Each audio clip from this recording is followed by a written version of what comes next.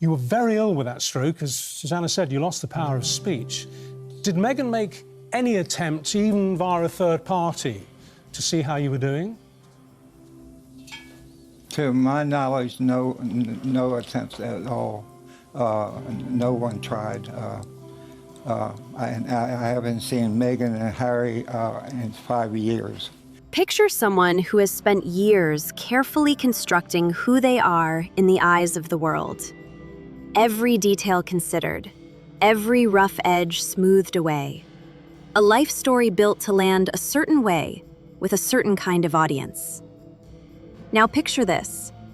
What if someone who knew that person before any of it, before the fame, before the carefully managed image, before the global spotlight, has been holding on to something for years? Something that suggests the image construction started much earlier than anyone realized. Not at the royal wedding, not when the cameras first started following her, but years before any of that, when she was still a teenager, when nobody was watching, when there was no audience to perform for. If what Thomas Markle has claimed over the years holds any truth, there is a chapter of Meghan Markle's story that was never meant to see the light of day. A chapter that allegedly involves a different name, a deliberate decision to stay invisible on paper, and a level of forward thinking that raises questions nobody has been able to fully answer. If you want to understand why this matters and why it keeps resurfacing no matter how much time passes, make sure you subscribe and hit that notification bell, because this story goes deeper than most people realize. And who raised her, and that before she met Prince Harry, she truly loved. But by all accounts, Meghan Markle's team have said we've reached out, and yet the Markle team wrote and had delivered to her father. We do not know who these carrier pigeons are, but Let's start with what Thomas Markle has actually said. Over the years, in various interviews and conversations, he has made a specific claim about his daughter's past. Not about the royal drama, not about the wedding, about something that happened much earlier. Around the year 2000, when Meghan was approximately 19 years old. According to him, something happened during that period of her life, something personal, something that needed to be handled carefully and quietly. The specifics have never been fully spelled out in any public forum. No documentation has ever surfaced to fill in the details. What we have is what Thomas has put forward, his account, his perspective, his claim. And here is the detail that tends to make people stop and pay attention. He has alleged that during this period, the name on certain paperwork was not hers. Let that sit for a moment. According to Thomas Markle, his daughter allegedly used a different name on official documents when she was 19 years old. An alias, a name with no connection to her actual identity. Now, to be absolutely clear, this has not been established by anyone outside of Thomas himself. No documentation has come forward to support this claim. No outside source has corroborated it. No official record has ever surfaced that confirms what he has described. What we have is his word, unverified, sitting somewhere between possible and impossible to confirm.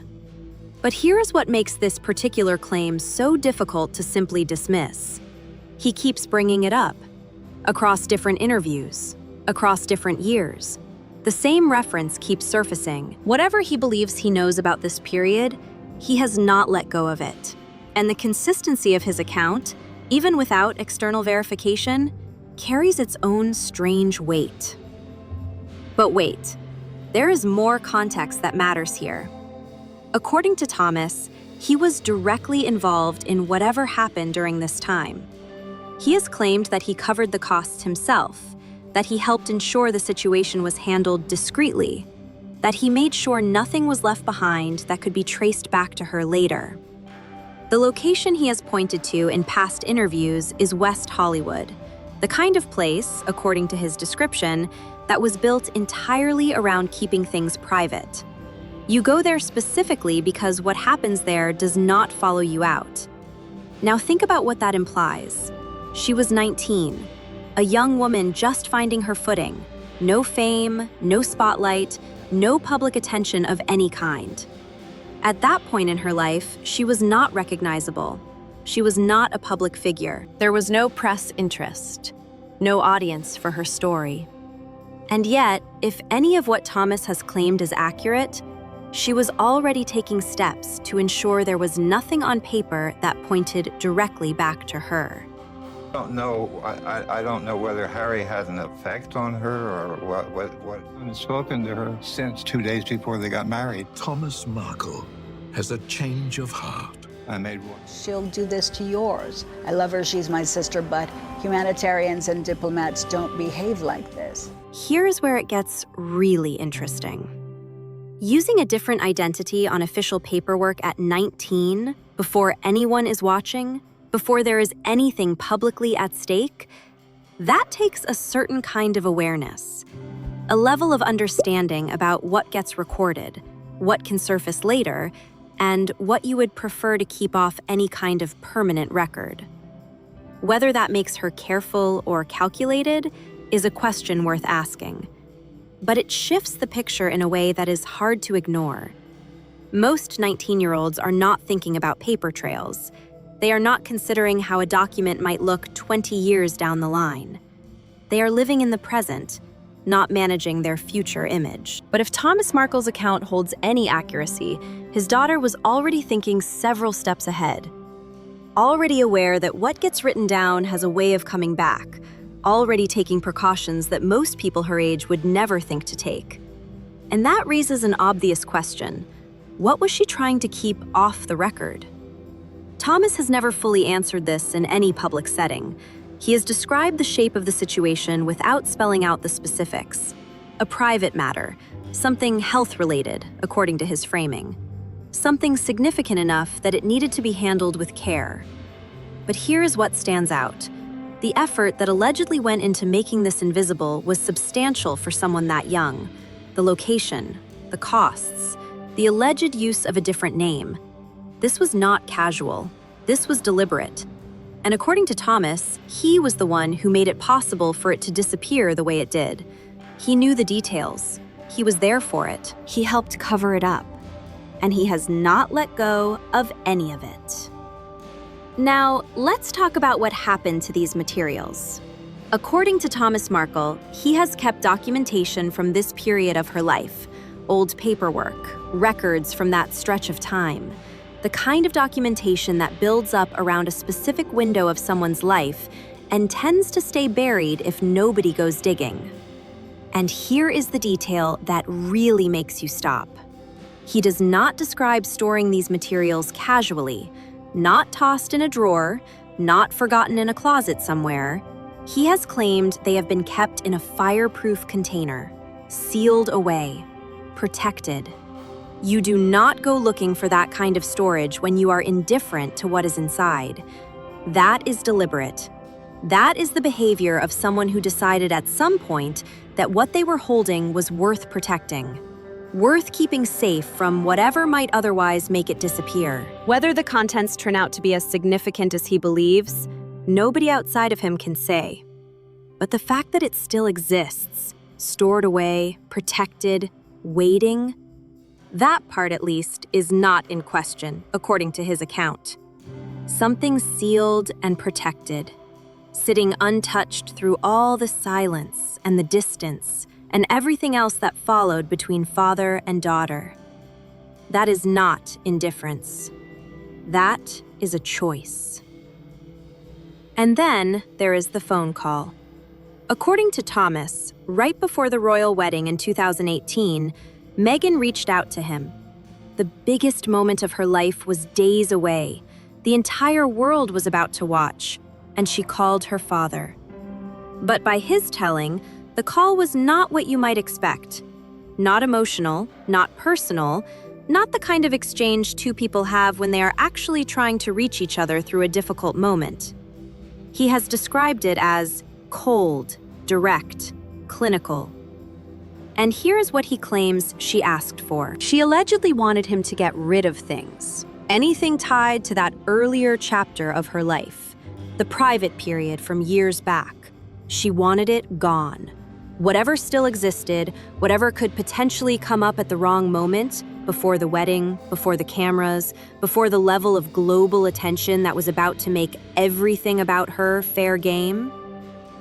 Now, this needs a note attached to it. This comes from him alone. Nothing on her end has ever acknowledged that call. Nothing has addressed what was allegedly said. Nothing has responded to it in any form. It has been sitting out there with no correction offered. Which does not make it accurate, but the absence of any response is its own kind of silence. What stays with you is the framing of it. The relationship between them had been hollowing out for a long time. The wedding was days away. And the call she allegedly made right before the biggest shift her life had ever seen was not about reconciliation. It was not about healing. According to Thomas, it was focused entirely on making sure something from a chapter she had already worked hard to close did not resurface at the exact moment when everything she built was about to go on full display. That is a very specific thing to be thinking about at a moment like that. And the fact that he refused to comply, according to his account, is part of why everything between them shattered so completely. Let's zoom out for a moment and consider what all of this might mean. If Thomas Markle's claims are accurate, and that is a significant if, then the image management that people have observed in recent years did not start with the royal family. It did not start with Hollywood. It started much earlier, when she was barely out of her teenage years, when there was no public reason to be that careful about what went on record. That suggests a level of self-awareness and forward planning that is either impressive or unsettling, depending on how you look at it. On one hand, you could argue that she was simply protecting her privacy, that everyone has things from their past they would prefer to keep private, that using a different name on certain documents, if that is even what happened, was just a young woman trying to handle a difficult situation without it defining her future. That is a reasonable interpretation. On the other hand, you could argue that the pattern people have observed, the careful curation of her public image, the controlled narrative, the way her story has been presented to the world, did not emerge suddenly. It was there from the beginning, before anyone was watching, before there was any reason to perform. That interpretation raises different questions. Neither reading is definitively correct. Both can coexist. What you believe depends on how much weight you give to Thomas Markle's unverified claims, and what you think those claims, if true, would actually mean about who his daughter is. Here is what we know for certain. Thomas Markle and Meghan have been estranged since 2018. He did not attend her wedding. They have not spoken in years. He has continued to give interviews. She has not responded to most of his claims directly. He is now 81 years old, living in the Philippines, recently had his leg amputated, found a new girlfriend who is 35 years younger than him, and he is still talking. Not loudly, not with spectacle, just steadily, describing something that has never stopped weighing on him. Whether what he is holding on to turns out to be significant or amounts to nothing, nobody outside of him can say. But whatever is in that fireproof container, sealed away, protected from time and distance and everything that has happened between them, he has decided it matters enough to keep. And that decision, the choice to preserve rather than destroy, to protect rather than forget, that says something all on its own. The question is not necessarily whether he is right. The question is the one all of this keeps pointing back to. Is what we have been shown the full story, or just the part that was meant to reach us? When someone has been building an image from the age of 19, before anyone was paying attention, before there was any audience to perform for, how much of what we see now is authentic, and how much of it is the version someone decided we should see? Those are two very different things, and most of the time, nobody tells you which one you are looking at. So what do you think? Does Thomas Markle's account change how you see his daughter? Do you believe what he has claimed? Or do you think a father estranged from his child is simply trying to make sense of a relationship that fell apart? Drop your thoughts in the comments below. And if this made you think, hit subscribe, because this story is far from over.